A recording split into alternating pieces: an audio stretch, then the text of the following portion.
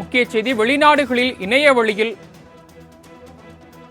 மருத்துவம் படித்தவர்களுக்கான ஒரு அறிவிப்பு வெளியாகி இருக்கிறது. கடந்த 7ஆம் தேதி பிறப்பித்த உத்தரவிற்கு விளக்கமளித்து தேசிய மருத்துவ ஆணையம் ஒரு அறிவிப்பினை வெளியிட்டிருக்கிறது. கூடுதல் விவரங்களை வழங்குவதற்காக செய்தியாளர் ஷெலினா இணைப்பில் காத்திருக்கிறார். ஷெலினா, தேசிய மருத்துவ ஆணையம் வெளியிட்டிருக்கக்கூடிய அந்த அறிவிப்பில் இடம்பெற்றிருக்கக்கூடிய விவரங்கள் என்ன, பதிவு பண்ணலாம்? கற்கும் போது இணையவழி வகுப்புகளில் பங்கேற்றிருந்தால் இந்தியாவில் 3 ஆண்டுகள் வரை பயிற்சி மேற்கொள்வது கட்டாயம் என தேசிய மருத்துவ ஆணையம் கடந்த 7ஆம் தேதி பிறப்பித்த உத்தரவிற்கு தற்பொழுது விளக்கம் அளித்து தேசிய மருத்துவ ஆணையம் அறிவிப்பு என்பது வெளியிடப்பட்டிருக்கிறது.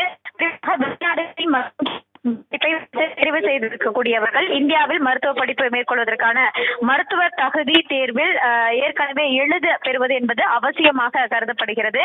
இந்த நிலையில் அதனை தொடர்ந்து ஓராண்டு உள்ளூர் மருத்துவ பயிற்சி மேற்கொள்ள வேண்டும் எனவும், இந்த நிலையில் கடந்த ஜூன் 7ஆம் தேதி தேசிய மருத்துவ ஆணையம் வெளியிட்டிருக்கக்கூடிய மருத்துவ படிப்பில் இணைய வழி வகுப்பில் பங்கேற்பவர்கள் FMG தேர்வில் பயிற்சி பெற்றிருக்க வேண்டும் எனவும், அந்த தேர்வில் தேர்ச்சி பெற்றவுடன் குறைந்தது 2 அல்லது 3 ஆண்டுகள் வரையும் கட்டாயம் உள்ளூர் பயிற்சி மேற்கொள்ள வேண்டும் எனவும் தெரிவிக்கப்பட்டிருக்கிறது. இந்த நிலையில் இந்த உத்தரவு நாடு முழுவதும் வெளிநாடுகளில் படித்த மாணவர்கள் மத்தியில் கடும் எதிர்ப்பை கிளப்பியிருக்கிறது. இதனைத் தொடர்ந்து தேசிய மருத்துவ ஆணையம் தற்பொழுது புதிய விளக்கத்தை வெளியிட்டிருக்கிறது.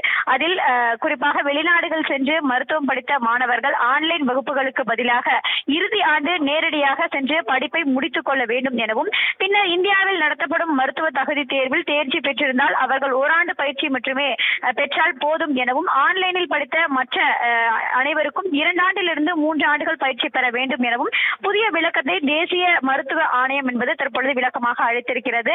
மருத்துவ மாணவர்கள் மத்தியில் கடும் எதிர்ப்பை கிளப்பி இருக்கக்கூடிய நிலையில் தற்பொழுது இந்த புதிய அறிவிப்பை மருத்துவ கல்வி ஆணையம் என்பது தற்பொழுது வெளியிட்டிருக்கிறது.